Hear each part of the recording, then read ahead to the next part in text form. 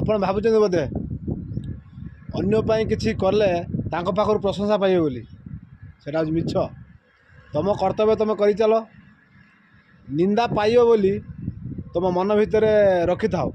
ସିଏ ଆମକୁ ନିନ୍ଦା ଦେବ ଆଉ ଆମର ଏଗ୍ନେଷ୍ଟରେ ହିଁ କହିବ। ଯଦି ସେଇଟା ଭାବିକି ଅନ୍ୟର ସାହାଯ୍ୟ କର ତାହେଲେ ତୁମକୁ ବାଧିବନି।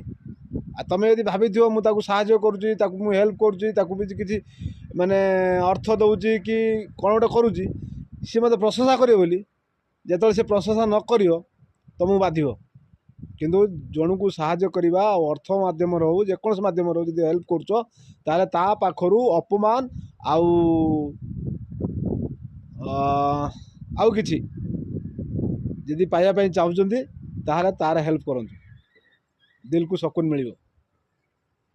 ଆପଣ ଭାବୁଛନ୍ତି ବୋଧେ ଅନ୍ୟ ପାଇଁ କିଛି କଲେ ତାଙ୍କ ପାଖରୁ ପ୍ରଶଂସା ପାଇବେ ବୋଲି। ସେଟା ହେଉଛି ମିଛ। ତମ କର୍ତ୍ତବ୍ୟ ତମେ କରିଚାଲ। ନିନ୍ଦା ପାଇବ ବୋଲି ତମ ମନ ଭିତରେ ରଖିଥାଅ। ସିଏ ଆମକୁ ନିନ୍ଦା ଦେବ ଆଉ ଆମର ଏଗ୍ନେଷ୍ଟରେ ହିଁ କହିବ।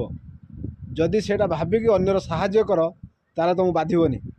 ଆଉ ତୁମେ ଯଦି ଭାବିଥିବ ମୁଁ ତାକୁ ସାହାଯ୍ୟ କରୁଛି, ତାକୁ ମୁଁ ହେଲ୍ପ କରୁଛି, ତାକୁ ବି କିଛି ମାନେ ଅର୍ଥ ଦେଉଛି କି କ'ଣ ଗୋଟେ କରୁଛି, ସିଏ ମୋତେ ପ୍ରଶଂସା କରିବ ବୋଲି, ଯେତେବେଳେ ସେ ପ୍ରଶଂସା ନ କରିବ ତୁମକୁ ବାଧିବ। କିନ୍ତୁ ଜଣକୁ ସାହାଯ୍ୟ କରିବା ଆଉ ଅର୍ଥ ମାଧ୍ୟମରେ ହେଉ ଯେକୌଣସି ମାଧ୍ୟମରେ ହେଉ ଯଦି ହେଲ୍ପ କରୁଛ ତାହେଲେ ତା ପାଖରୁ ଅପମାନ ଆଉ କିଛି ଯଦି ପାଇବା ପାଇଁ ଚାହୁଁଛନ୍ତି ତାହେଲେ ତାର ହେଲ୍ପ କରନ୍ତୁ। ଦିଲକୁ ସକୁନ ମିଳିବ।